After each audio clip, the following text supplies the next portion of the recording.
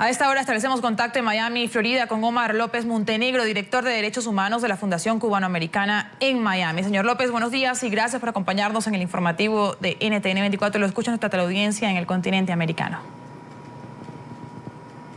Buenos días y un feliz año para ustedes y toda su audiencia. Feliz año. Y hoy se cumplen 56 años de la Revolución Cubana, en momentos en que se restablecen las relaciones con Estados Unidos. Ahora, sin embargo, hay escepticismo por lo que pueda suceder en la isla con esta decisión de 180 grados, con este giro inesperado en la política de ambos países. ¿Se puede pensar quizás que el 2015 es el año en el que el régimen castrista adopte medidas que eventualmente conlleven a la democracia? Bueno, miren, lo primero que hay que decir es que ningún régimen de este tipo, y vamos a decir que el régimen castrista es un régimen comunista que ahora está viviendo una época post-totalitaria que tal vez han vivido otros regímenes de este tipo, pero ningún régimen de esto ha hecho reforma que lo lleva a la democracia. Si revisamos la historia, pues vemos que los cambios que se produjeron en Europa del Este fue a través de la movilización popular, la lucha estratégica no violenta desde que comenzó con el sindicato Solidaridad en Polonia.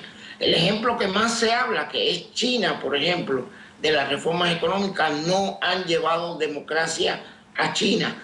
Sigue siendo el Partido Comunista el único partido permitido en China, se sigue reprimiendo. El año terminó en Cuba mostrando claramente cuáles eran las intenciones del régimen.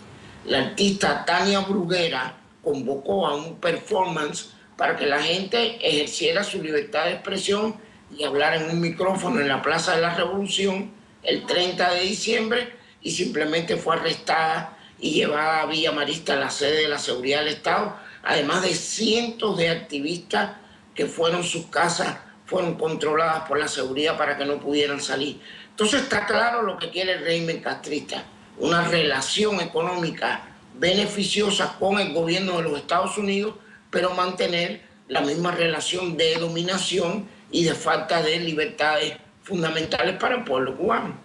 Ahora, señor López, este año de todos modos se presentarán grandes desafíos en política exterior para Cuba. Incluso el secretario de Estado John Kerry anunció recientemente que en este mes de enero, que ya comienza, Roberta Jacobson, secretaria de Estado adjunta de la Unión Americana para el Hemisferio Occidental, viajará a territorio cubano, esto para liderar la próxima ronda de conversaciones con el régimen de los hermanos Castro. ¿Usted qué espera de este proceso? ¿Qué se puede esperar? De este proceso lo único que se puede esperar es un mayor acercamiento entre los dos gobiernos. Es decir, la realidad es que para el pueblo cubano todavía no hay nada concreto, a no ser, digamos, la mejora en el servicio de correo. De hecho, muchas de las leyes y regulaciones que en cierta medida pues favorecían al pueblo cubano, como por ejemplo la ley de ajuste cubano, el decreto pie seco, pie mojado, están en peligro con este cambio de relaciones. Hay que entender que lo que ha sucedido es un pacto entre élites, el gobierno de los Estados Unidos y el gobierno cubano.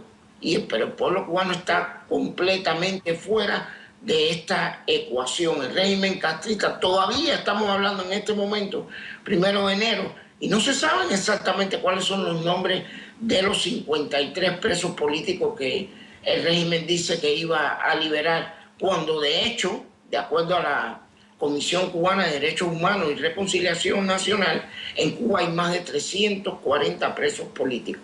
Entonces, ni siquiera un gesto humanitario tan simple como este de liberar a los presos políticos se ha producido en su totalidad y todavía estamos viviendo bajo este secretismo que sigue caracterizando al régimen castrista.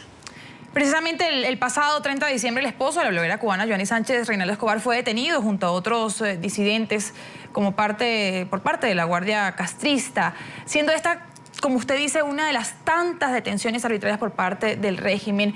¿Cómo entender que mientras se pretende restablecer las relaciones con Estados Unidos, se sigan violando los derechos humanos en la isla?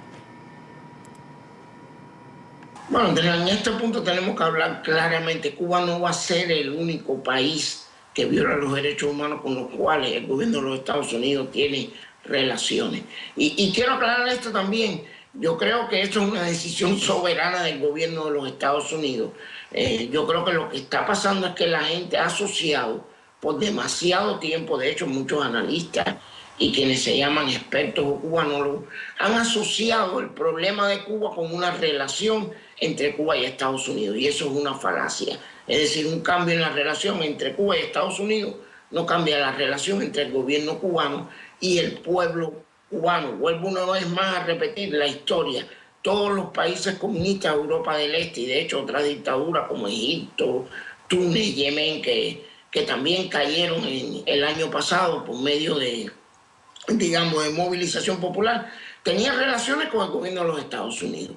Por una parte se dice que los Estados Unidos no puede ser el policía del mundo, con lo cual estoy completamente de acuerdo, pero entonces asocian relaciones internas de países con la relación de ese gobierno con el de los Estados Unidos. La ecuación sigue siendo la misma.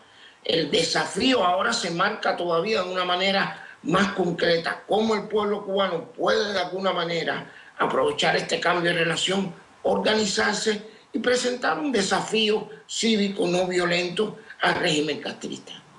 Otro punto es que el presidente Barack Obama ha señalado que durante la próxima Cumbre de las Américas va a presionar al régimen de los hermanos Castro para que frene la violación a los derechos humanos en la isla. ¿Será esto suficiente para que cesen este tipo de acciones contra los opositores? ¿Qué tan fácil es esto? Para nada, no va a ser suficiente. Será un buen gesto del presidente Barack Obama, pero no es suficiente. El régimen castrista fue condenado 11 veces consecutivas por la Comisión de Derechos Humanos de Naciones Unidas. Yo estaba presente en Ginebra, Suiza, cuando en aquel entonces el canciller cubano Felipe Pérez Roque dijo: no vamos a respetar una sola coma de esta resolución. Recuerdo también cuando en una de estas votaciones muchos países latinoamericanos tuvieron el honroso gesto de votar también por la resolución que condenaba el abuso a los derechos humanos en Cuba, y el régimen castrista respondió con un desfile de muñecones de carnaval burlándose de los presidentes latinoamericanos en aquel entonces. Es decir, el problema de Cuba no se va a resolver por acciones externas o por hechos que ocurran fuera de Cuba. Los presidentes, los pueblos pueden brindar solidaridad, pero la ecuación, repito una vez más, sigue siendo la misma. En estos momentos que estamos hablando, todavía continúa en prisión el artista gráfico, el grafitero Danilo Maldonado, el sexto. ¿Por qué? Porque simplemente quería hacer un performance de soltar 2 cerdos en la calle con los nombres de Fidel y Raúl. Puede ser que al régimen no le guste, pero eso es un ejercicio de libertad de expresión. No se han celebrado juicios, todavía muchos de sus familiares ni siquiera sabían dónde se encontraba hasta hace solo, digamos, unas pocas horas. Entonces, el régimen castrista va a seguir gobernando en base a la violación de los derechos humanos hasta que el pueblo cubano, pues, se organice, repito una vez más, y entonces presente un desafío en esta dirección.